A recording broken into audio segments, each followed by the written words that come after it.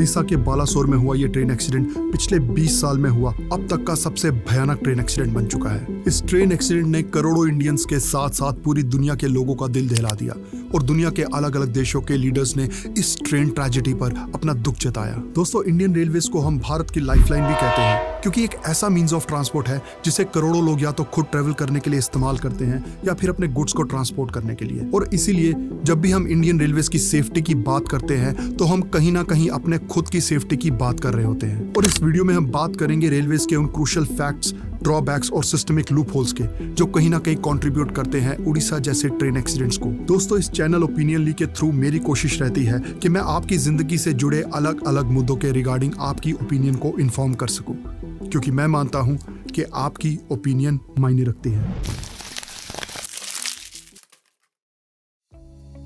दोस्तों, आज इंडिया का कंपैरिजन दुनिया के अलग अलग डेवलप्ड नेशन से किया जा रहा है और अगर हम सच में चाहते हैं कि इंडिया इन देशों के कंपैरेटिवली बेटर परफॉर्म करे तो फिर इंडिया का कंपैरिजन इन डेवलप्ड नेशन से उन पैरामीटर्स पर करना पड़ेगा जिन पैरामीटर्स पर ये डेवलप्ड नेशन इंडिया से बेटर परफॉर्म कर रहे हैं। और रेलवेज ऐसा ही एक क्रूशियल पैरामीटर है। अब Japan, Germany, China, France, UK जैसे देश जिनके पास दुनिया के कुछ डेवलप्ड रेलवे सिस्टम्स हैं, इन देशों में पैसेंजर ट्रेन्स के एक्सीडेंट्स बहुत ही रेयर हैं। इन देशों में ज्यादातर पैसेंजर ट्रेन्स 200 से 350 किलोमीटर पर आवर की मैक्सिमम स्पीड से चलती हैं और एवरेज स्पीड जो है वो 150 से 250 किलोमीटर पर आवर की रिकॉर्ड की जाती है। और इंडिया में यही एवरेज स्पीड सिर्फ 50 किलोमीटर पर आवर की है। अब ट्रेन की एवरेज स्पीड इतनी कम होने के बावजूद भी इंडिया में ट्रेन एक्सीडेंट्स बहुत ही फ्रीक्वेंटली रिपोर्ट होते हैं। और अगर हम बात करें 2017 से 2021 के पीरियड की, तो इस टाइम पीरियड में total number of consequential train accidents, मतलब कि ऐसे ट्रेन एक्सीडेंट्स जिससे किसी तरह के जान माल का नुकसान हुआ हो, वो थे 217। अब एक जनरल कंपैरिजन की जगह अगर हम एक पर्टिकुलर कंपैरिजन करना चाहें तो फिर अपने ज्योग्राफिकल साइज और एक बहुत बड़ी पॉपुलेशन होने की वजह से इंडियन रेलवे सिस्टम का कंपैरिजन किया जा सकता है चाइना के रेलवे सिस्टम से। देखिए, साल 1950 में चाइना का टोटल रेलवे नेटवर्क था 21,800 किलोमीटर,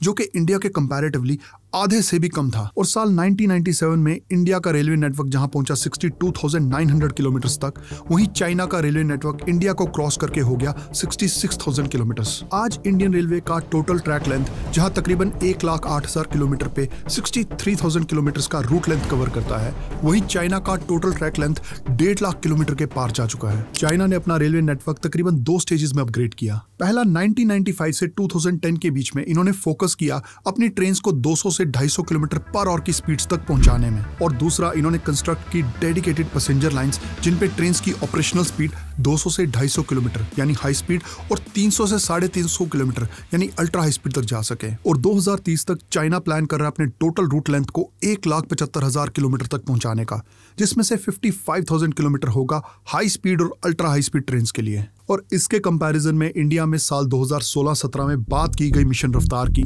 जिसका टारगेट था साल 2021-22 तक इंडिया में ट्रेन की एवरेज स्पीड को 50 किलोमीटर पर आवर से बढ़ाकर 75 किलोमीटर पर आवर तक पहुंचाने का।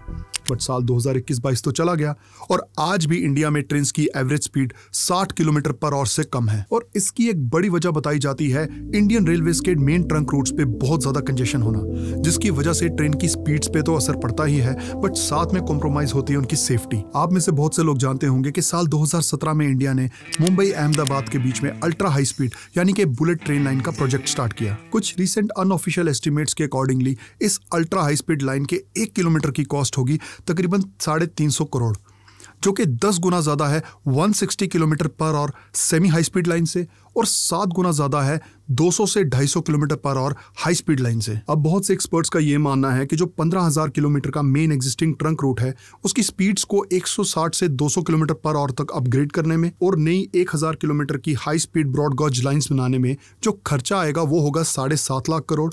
और ये टारगेट अचीव किया जा सकता है अगले 15 साल के अंदर। अब ये जो एक्सपेंडेड और अपग्रेडेड नेटवर्क होगा, ये हर तरह की पैसेंजर और फ्रेट ट्रेन की रिक्वायरमेंट्स को मीट करने के लिए सफिशिएंट होगा साल 2060 से साल 2070 तक with ensured safety and punctuality. देखिए, इंडिया में बुलेट ट्रेन चलाने में कुछ गलत नहीं है, बट हमें यह भी ध्यान में रखना चाहिए कि जापान जैसी कंट्री जहां पे एक सक्सेसफुली रनिंग बुलेट ट्रेन का नेटवर्क है, उनका ओवरऑल रेलवे नेटवर्क भी काफी डेवलप्ड है। अब एक इंडिया जैसी कंट्री जहां का रेलवेज ऑलरेडी ओवरबर्डन हो, वहां हो सकता है कि बुलेट ट्रेन चलाने से कुछ लोगों को बेनिफिट जरूर हो, बट मेजॉरिटी ऑफ पॉपुलेशन को बेनिफिट तब होगा जब इंडिया अपने ओवरऑल रेलवे नेटवर्क को डेवलप करे स्पीड, सेफ्टी और पंक्चुअलिटी के पैरामीटर्स पर। दोस्तों, उड़ीसा के बालासोर में हुए इस भयानक ट्रेन एक्सीडेंट के बाद नो डाउट गवर्नमेंट ने अपनी PR ड्राइव शुरू करके ये डेटा रिलीज करना स्टार्ट कर दिया कि उन्होंने इंडियन रेलवेज की फंक्शनिंग को इंप्रूव करने के लिए क्या क्या स्टेप्स उठाए हैं। वेल, ओके, बट फिर क्यों दिसंबर 2022 में इंडियन पार्लियामेंट में CAG के द्वारा सबमिट की गई एक रिपोर्ट डीरेलमेंट इन इंडियन रेलवेज कुछ और कहती है। CAG की रिपोर्ट का एनालिसिस ये बताता है कि साल 2017 से 2021 के बीच में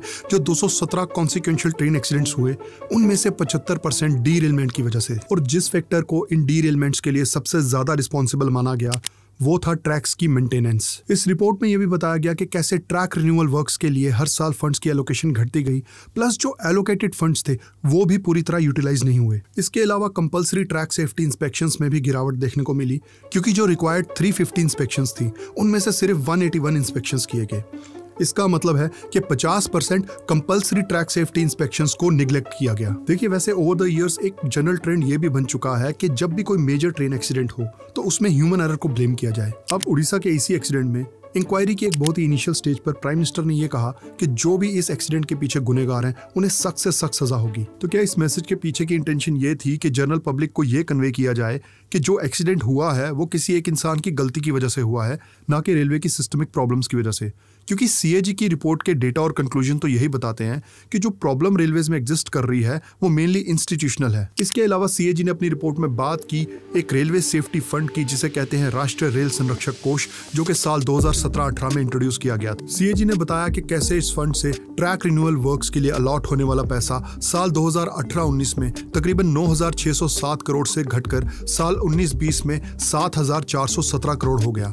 इसके अलावा रेलवे के कई जोन्स में नॉन प्रायोरिटी एरियाज पे स्पेंड होने वाला फंड 25% तक बढ़ भी गया। इवन वेस्टर्न रेलवेज, जो कि रेलवेज का सबसे बिजिएस्ट सेगमेंट है, उसमें साल 2019-20 में होने वाले टोटल एक्सपेंडिचर में से ट्रैक रिन्यूअल वर्क्स के लिए सिर्फ 3.01% ही खर्चा गया। और शॉकिंगली रिपोर्ट में यह भी बताया है कि कैसे पिछले कुछ सालों से रेलवे के काफी जोन्स अपने फंड्स को पूरी तरह यूटिलाइज नहीं कर रहे और उन्हें वापस सरेंडर कर रहे हैं, जिसकी वजह से रेलवे सेफ्टी के रिगार्डिंग बनाए गए इस डेडिकेटेड सेपरेट फंड का सोल पर्पस पूरी तरह डिफीट हो गया। वेल, इंडियन रेलवेज ने बताया कि कैसे साल 2020-21 में उन्होंने राष्ट्रीय रेल संरक्षक कोष से तकरीबन 13,523 करोड़ रुपए स्पेंड किए ट्रैक रिन्यूअल वर्क्स के लिए।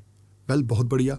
बट CAG ने बताया कि ट्रैक रिन्यूअल वर्क्स के इस पर्पस को पूरी तरह मीट करने के लिए उन्हें 44,936 करोड़ रुपीस और स्पेंड करने की जरूरत थी। दोस्तों, नो डाउट उड़ीसा में हुआ ये ट्रेन एक्सीडेंट बहुत ही ट्रेजिक और अनफॉर्चुनेट था, बट इस पूरे इंसिडेंट्स में एक बहुत ही पॉजिटिव चीज देखने को भी मिली, और वो थी उड़ीसा के लोगों के द्वारा दिखाई गई इंसानियत। जैसे इस एक्सीडेंट की खबर फैलती है, उड़ीसा में हजारों लोग रातों रात एक्सीडेंट विक्टिम्स के लिए ब्लड डोनेट करने के लिए लंबी लाइंस में लग जाते हैं, और पहले 24 घंटे में ही उड़ीसा के अलग अलग हॉस्पिटल्स में 3,000 यूनिट से भी ज्यादा ब्लड कलेक्शन देखने को मिलती है। इसके अलावा एक तरफ जहां उड़ीसा के चीफ मिनिस्टर ने विक्टिम्स की फैमिलीज के लिए 5 लाख की कंपनसेशन अनाउंस की, वहीं दूसरी तरफ Bhubaneswar based Kalinga institute of industrial technology ने यह अनाउंस किया कि वो हर उस बच्चे को फ्री एजुकेशन प्रोवाइड करेंगे जिन्होंने अपने पेरेंट्स को इस ट्रैजिक ट्रेन एक्सीडेंट में खो दिया, और विक्टिम्स की फैमिली से एक इंसान को जॉब भी देंगे। अब इस ट्रेन ट्रेजेडी के बाद नो डाउट रेलवेज और गवर्नमेंट को क्रिटिसाइज जरूर किया जा रहा है, बट एक नजर ट्रेन एक्सीडेंट्स के डेटा पर भी डालना जरूरी है, क्योंकि तकरीबन पिछले 10 साल में जो रेलवे एक्सीडेंट्स में होने वाली एवरेज कैजुअलिटीज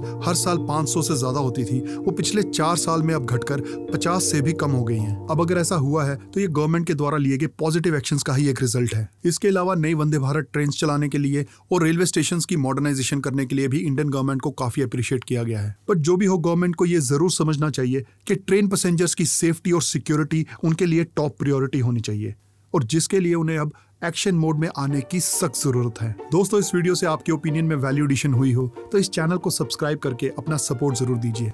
वीडियो देखने के लिए आपका बहुत बहुत धन्यवाद।